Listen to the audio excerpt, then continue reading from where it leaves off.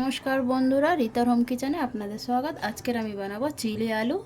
तो चिली आलू बानानोर जन्य आमी एखाने 1 केजी आलू नियेछि सेদ্ধ करे। आलूटाके आमी एकटु भेजे नेब। कड़ाइते तेल दिए दिएछि, तेल गरम हो जाबे आलूटा भालो करे भेजे नेब। तेल गरम हो गेछे, एबार आमी सेদ্ধ करा आलूटा ढेले नेब कड़ाइते।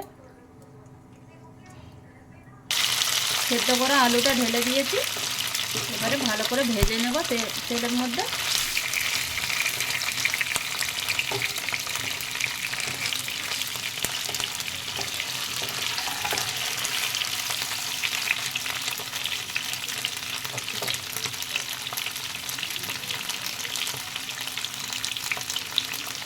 আলুটা ভাজার জন্য আমি এখানে অল্প একটু লবণ দিয়ে দেব, আর কিছু দেব না এর মধ্যে। আপনারা চাইলে আলুটা নাও ভাজতে পারো, তবে একটু ভেজে নিলে ভালো হবে।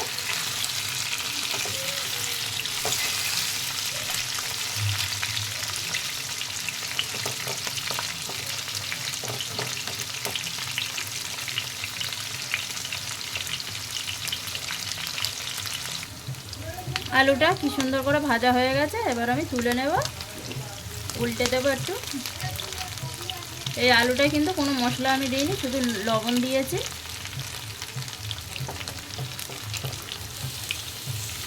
এই আলুটা একটু এইভাবে ভেজে নিলে ভালো টেস্ট হয় চিলির জন্য, আলু চিলির জন্য।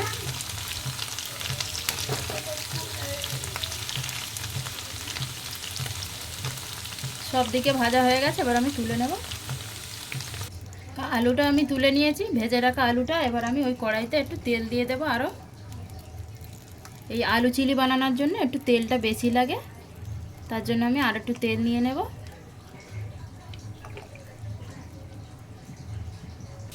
তেল আমি নিয়ে নিয়েছি এখানে।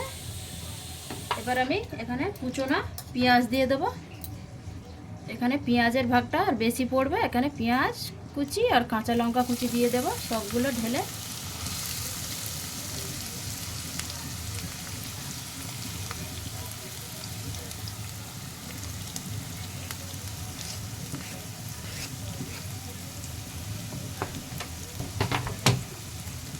একটু সাইড করে নেব। আমি এখানে রসুনটা দিতে ভুলে গেছি।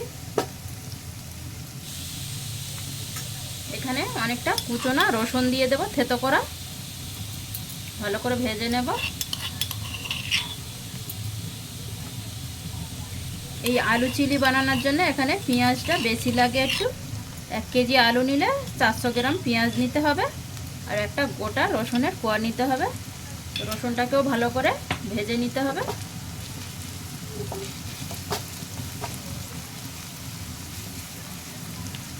পেঁয়াজটা রসুনটা যতক্ষণ ভাজা হয়ে যাচ্ছে ততক্ষণ আমি গ্যাসটা তেজ করে দেব। পেঁয়াজটা নাড়ছি না এখন।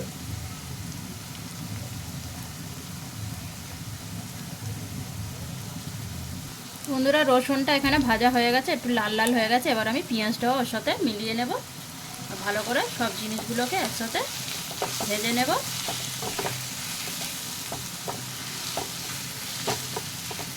পেঁয়াজটা ভালো করে এর মধ্যে লাল লাল করে ভেজে নিতে হবে। পেঁয়াজটা কিন্তু একদম কুচোনা পেঁয়াজ করতে হবে।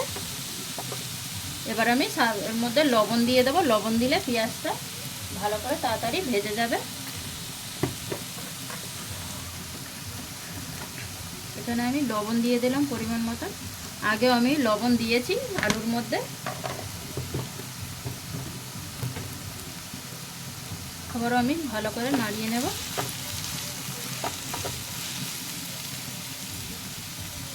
এইভাবে পেঁয়াজটা 3 থেকে 4 মিনিট তা ভালো করে ভেজে নিতে হবে।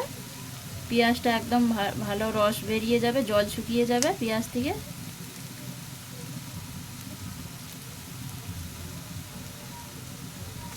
পেঁয়াজটা কত ব্রাউন হয়ে এসছে, লাল লাল হয়ে এসছে। আর একটু আমি করব, এখানে ভালো করে ভেজে নেব। রসুনটাও ভালো করে ভাজা হয়ে যাবে, পেঁয়াজটাও ভাজা হয়ে যাবে। তো বন্ধুরা, এখানে পেঁয়াজ আর রসুন ভালো করে আমি লাল করে ভেজে নিয়েছি। দেখো কত সুন্দর ব্রাউন ব্রাউন হয়ে গেছে, লাল লাল। এবার আমি ওখানে ভেজে রাখা আলুগুলো দিয়ে দেব। এই যে ভেজে রেখেছিলাম এই আলুগুলো অ্যাড করে দেব।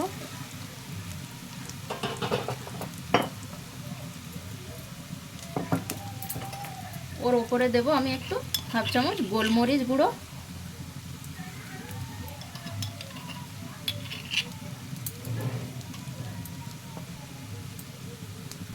গোলমরিচ গুঁড়ো দিয়ে দিয়েছি। এবারে হাফ চামচ চিনি দিয়ে দেব, একটু মিষ্টি মিষ্টি ভালো লাগে। আপনারা চাইলে নাও দিতে পারেন। এবার ভালো করে আমি নাড়িয়ে নেব।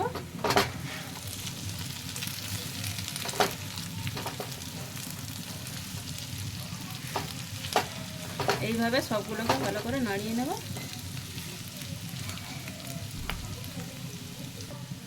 ভালো করে নাড়িয়ে নিয়েছি। এবার ওর মধ্যে আমি অ্যাড করব টমেটো সস। এখানে আমি 2 থেকে 3 চামচ টমেটো সস ব্যবহার করব।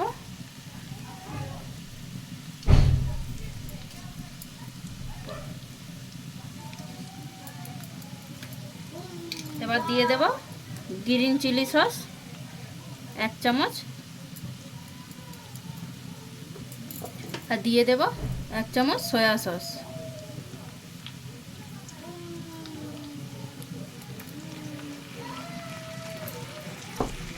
এবার আমি সবগুলোকে ভালো করে নাড়িয়ে নেব।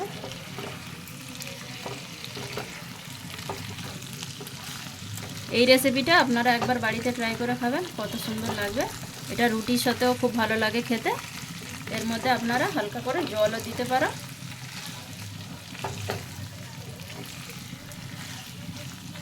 এই আলু চিলিটার জন্য একটু পেঁয়াজটা বেশি লাগে। তো সবগুলোকে ভালো করে আমি নাড়িয়ে নিলাম। 2 থেকে 3 মিনিট ভালো করে এইভাবে রান্নাটা করে নেব। কত সুন্দর দেখতে হয়েছে, কালারটা একদম চিলি চিকেনের মতন। তো এটা চিলি আলু হচ্ছে। তো বন্ধুরা এখানে আমি কিছুক্ষণের জন্য ভালো করে ভেজে নিয়েছি। এবার আমি দিয়ে দেব 1 চামচ কর্নফ্লাওয়ার, একটু জলের মধ্যে গুলিয়ে ভালো করে নাড়িয়ে নেব। আপনারা চাইলে একটু ঝোল ঝোলও বানাতে পারেন, একটু জল বেশি দিয়ে।